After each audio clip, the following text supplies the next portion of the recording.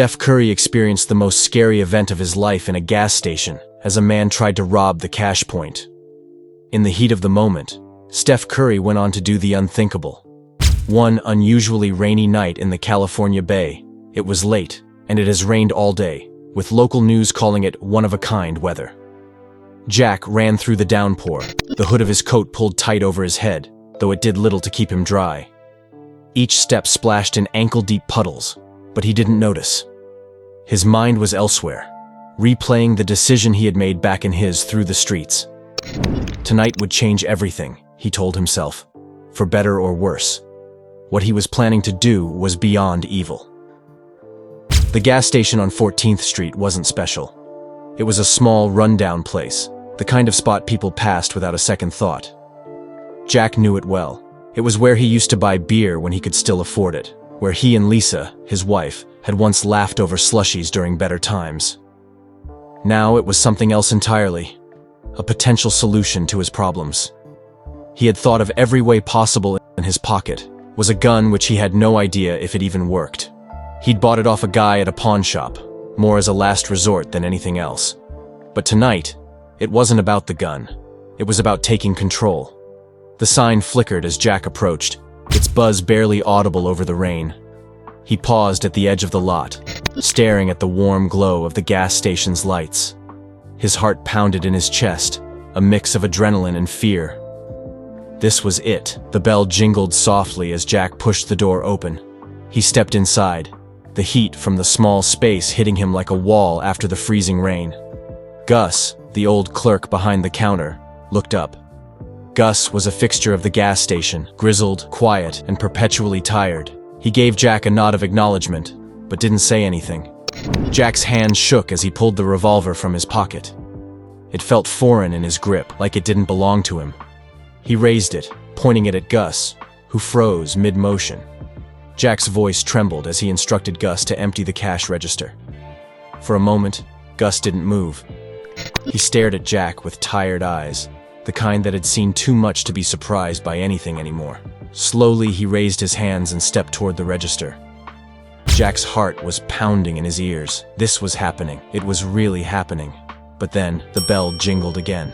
Jack turned instinctively, his body tensing. He expected a late-night customer, maybe someone coming in for a pack of smokes or a coffee. What he saw instead made him freeze. A man stood in the doorway, his hood pulled low over his face. He was tall and lean, his frame unmistakable even beneath the gray hoodie and sweatpants. The dim lighting cast shadows across his face, but Jack knew immediately who it was. It was Steph Curry. Jack blinked, thinking for a moment that he must be hallucinating. What were the odds? What was he doing here, of all places? Jack's mind raced.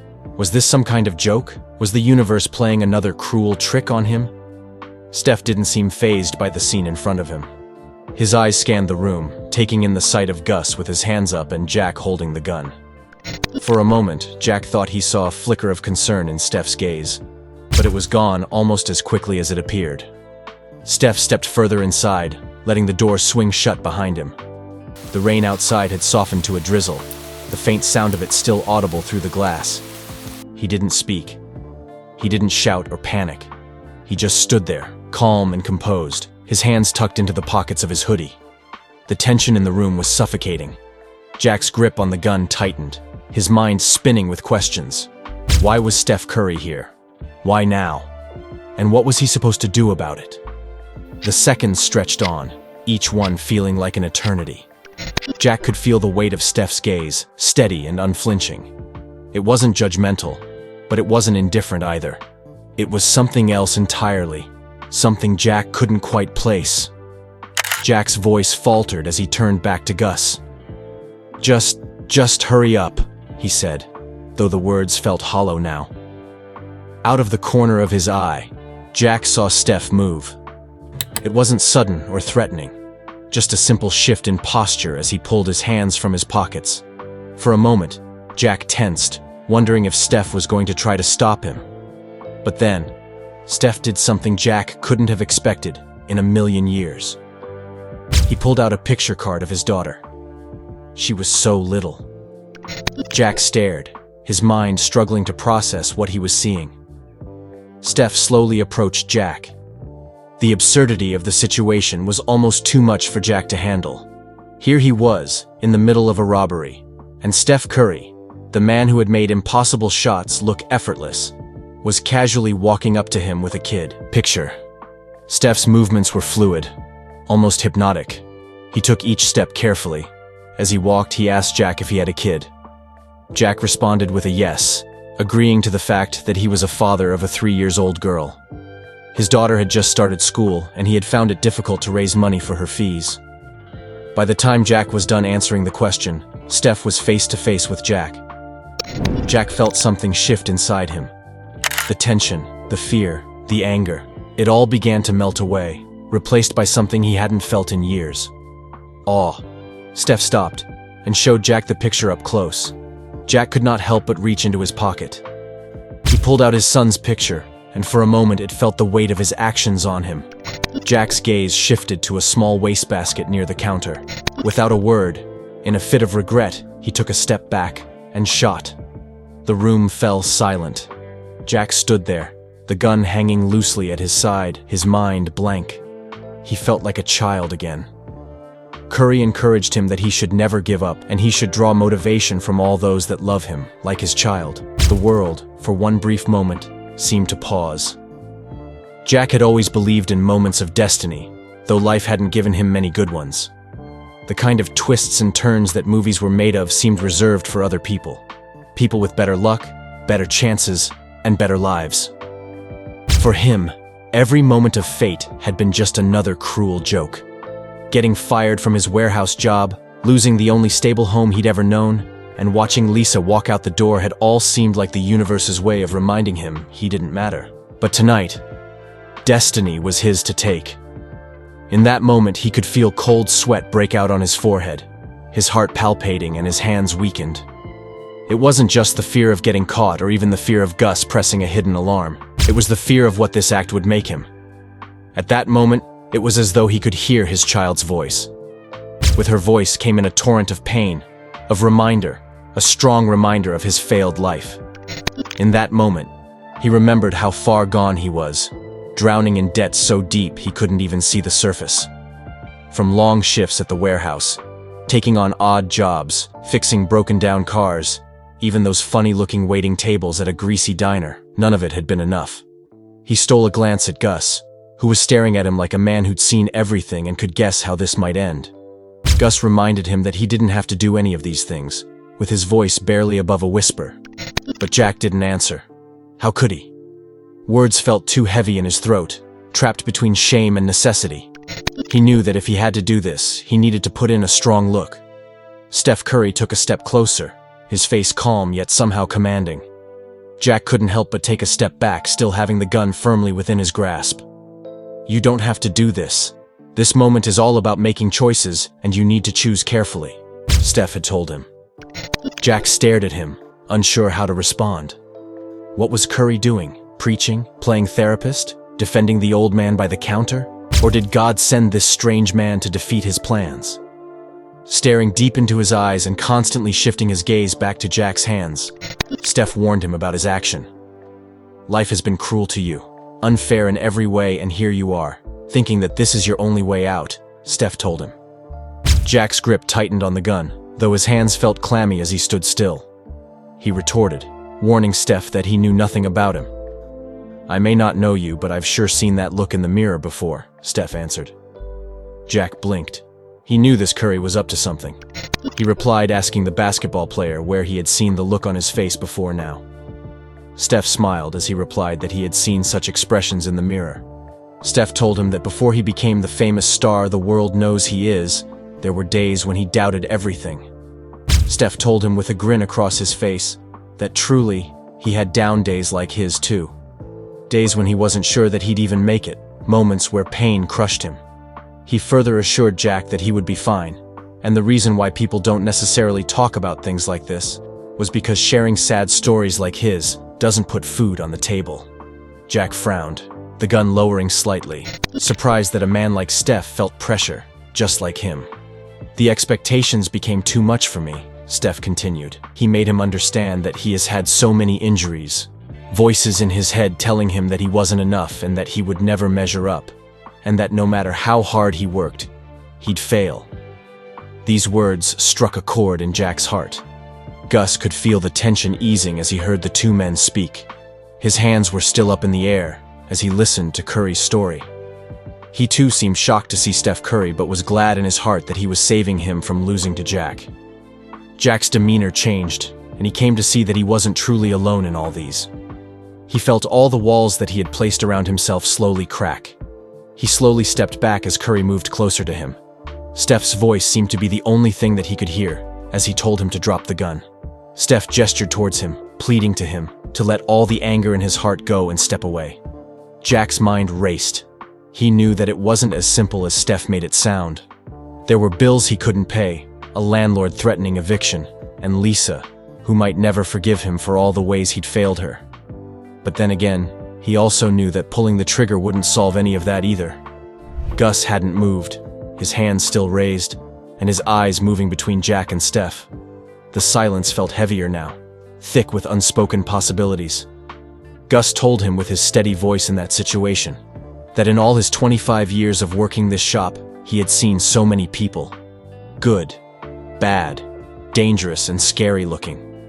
He turned to Jack and told him that the goodness in his heart wouldn't let him do this. Jack became feisty, his voice low, as he muttered to the old man that he does not know anything about him. Gus admitted that he may not know anything about him, but he knew that he had a choice to make, and also, he had someone to remind him of that. Jack glanced at Steph, who was watching him with an intensity that was hard to ignore. The room seemed to hold its breath as Jack slowly lowered the gun. He placed it on the counter, the sound of the metal hitting the surface louder than it should have been. Steph stepped forward, his movements slow and deliberate. He picked up the gun, his expression unreadable. He softly held Jack's shoulder and affirmed him that he was better than this. It dawned on Jack that Curry had said Lisa's exact words without even knowing it. Jack felt his knees weaken as the adrenaline drained from his body. He slumped against the counter, holding his head in his hands. Steph crouched beside him, placing a hand on his shoulder, whispering to him that all that mattered was that he was doing the right thing. The police arrived shortly after, called by a customer who'd seen Jack enter with the gun. But by the time they walked in, the scene was far from what they'd expected. Steph explained the situation calmly, even offering to cover Jack's bail if necessary. The officers exchanged skeptical glances, but ultimately decided to let Jack go with a warning and an agreement to seek help. As Jack stepped into the rain, his heart felt lighter. He didn't know what tomorrow would bring, but for the first time in a long time, he felt like it might be worth finding out. Steph stayed behind, chatting briefly with Gus as he signed a few autographs before heading back into the drizzle. He didn't say much as he left, but the impact of his presence lingered. Jack watched him disappear into the night, a strange mix of gratitude and disbelief washing over him. The man who had changed his life didn't even ask for a thank you. For the first time in years, Jack smiled. He knew that he had to become a better person, and life had given him a second chance. He was determined to not mess it up this time around. As Jack stepped out of the police car, the rain had become a mist.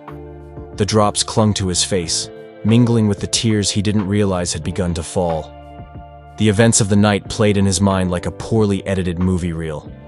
Gus's quiet patience, Steph's calm intervention, and the way his own hands had shaken as he put the gun down.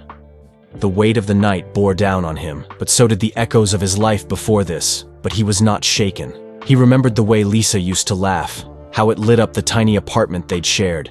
Back then, he'd believed they could survive anything, but survival turned out to be harder than love. The weight of unpaid bills, failed dreams, and Lisa walking away had left a scar he didn't think would heal. But now, for the first time, he felt something stir in the scarred remains of his heart. Hope. As Jack strolled along the lonely, dark path, he could hear a honking behind him. It was Curry. He came back. Steph offered Jack a ride home. At first, Jack refused. With guilt in his heart, he turned down Steph's offer. Steph, replying, told him that it wasn't charity and it was just a ride. He offered to give him a couple of pieces of advice if he accepted to get in. Jack stared at his wet shoes, a bit hesitant, but eventually nodded. He climbed into the passenger seat of Steph's car. As they drove through the dimly lit streets, Steph didn't fill the silence with small talk. Instead, he let Jack's thoughts settle. After a while, he spoke. He told him that he wasn't always rich and famous. His tone was conversational, but deeply layered with meaning. Jack listened quietly. He made Jack understand that life too had been cruel to him, but he had believed in himself and worked harder, faster, and better than anyone could have. At some point, when everyone thought he was weak, small, and too feeble to make it into the NBA tryouts, he believed in himself, and he fought to be where he is today, and he proved them all wrong, all those who turned their backs on him. Jack told him how bad things had gotten for him. Hearing all that Jack had to say, Steph smiled faintly and urged him to always remember that failure wasn't the end. It's all part of the process that would lead him to see the bigger picture. When they pulled up outside Jack's apartment, Steph didn't just drop him off and leave.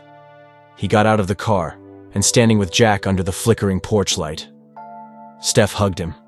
In that embrace, Jack found a new hope. His body eased up, and as Steph let him loose, he gave him a small card with his contact information, pleading with him to call him when he's all ready to figure life out. Jack stared at the card, the weight of Steph's words sinking in. He asked Steph why he was offering this much support, and Steph shrugged.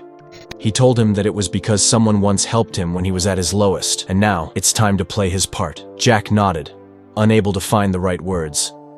Over the following weeks, Jack's life didn't magically transform. The bills were still there. His landlord was still threatening eviction, and Lisa wasn't exactly ready to reconcile. But there was a shift. Jack began attending local meetings, something Steph had quietly encouraged during one of their phone calls. He found a part-time job at a nearby auto repair shop, thanks to a recommendation from Gus, who'd forgiven him faster than Jack had expected. More importantly, he started talking to people, really talking. He told his story to the groups whose meetings he attended, opening up about the night he nearly threw his life away. And when he mentioned Steph's role in it, the room buzzed with disbelief and admiration. Others began to acknowledge that he was indeed so lucky to have been saved, because many people may not have gotten a second chance like he did. One evening, as Jack was leaving the repair shop, he found Lisa waiting outside. She looked tired, but still had that spark in her eyes that had drawn him to her years ago. She told him that she heard about his new work and was proud of him. For the first time in months, Jack felt a flicker of hope. Maybe this was his chance to rebuild, not just his life, but also the bridges he'd burned along the way. Months later, Jack stood in a small community center gym, watching a group of kids dribbling basketballs across the floor. He'd volunteered to help coach after Steph connected him with a local youth program. One of the kids, a wiry boy named Marcus, reminded Jack of himself at that age. Angry at the world, carrying burdens too heavy for his small frame. As he watched the little boy dribble with all his might, his chest tightened a little. In that moment, Jack realized he wasn't just teaching these kids how to play basketball. He was showing them something far more important, that mistakes don't define you. What matters is what you do after. One evening, Jack sat in his now slightly cleaner apartment, flipping through the mail. Among the bills and junk mail was a handwritten note. He opened it, his breath catching when he saw the familiar handwriting.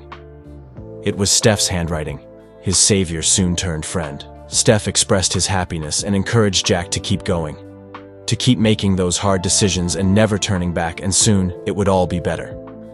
Jack smiled as he folded the note and set it on the table. He didn't know what the future held, but for the first time in years, he was ready to face it.